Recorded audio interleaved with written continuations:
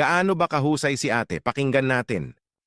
Nakita puso ko'y anong sigla at saya. Ngunit bakit ngayon lang nagkita? Kung kailan tayong dalawa'y kapwa di na pwede pang magsama. Bakit ganyan ka makatingin, nanay? Kung ayaw mo sa akin, ayaw ko din sa'yo. Pisting yawa ka! Parang gusto mo na atang pigilan, ha? Sayang na sayang talaga.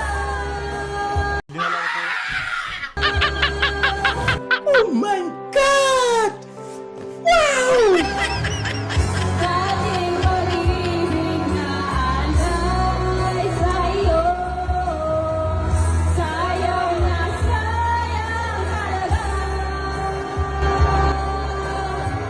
Pagmamahal na di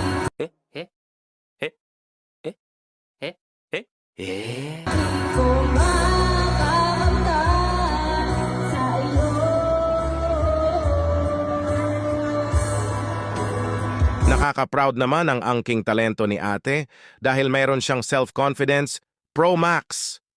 Ganyan dapat. Huwag mong hayaan ang mga tao sa paligid mo, basta ituloy mo lang kung ano nakakapagpasaya sa'yo kahit hindi na masaya yung iba.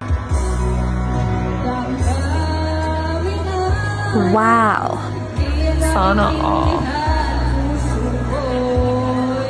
Ikaw lang siyang sinisigaw, ngunit sadyang di sa isa't isa. Bakit ba ulit na nang tayo'y muling nagkita? Kung maiba sana'y di nagkawalay. Alaalang magdaan, di malimutan. Ganyan ang talent. Huwag mong ikahiya ang talent na mayroon ka. Hayaan mo na ang mga nanonood na yan, at least napasaya mo sila.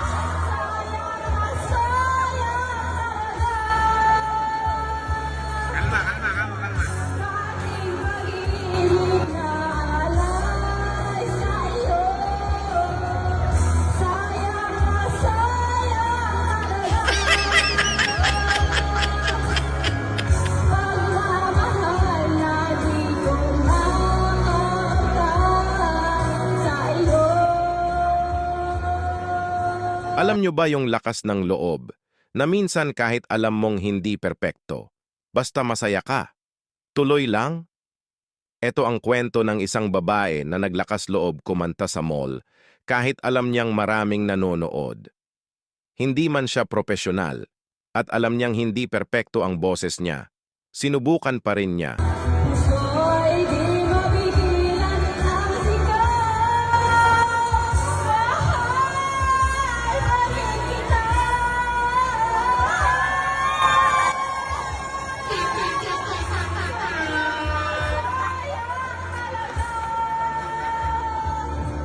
Ang aral dito ay huwag natin hayaang pigilan tayo ng takot sa sasabihin ng iba.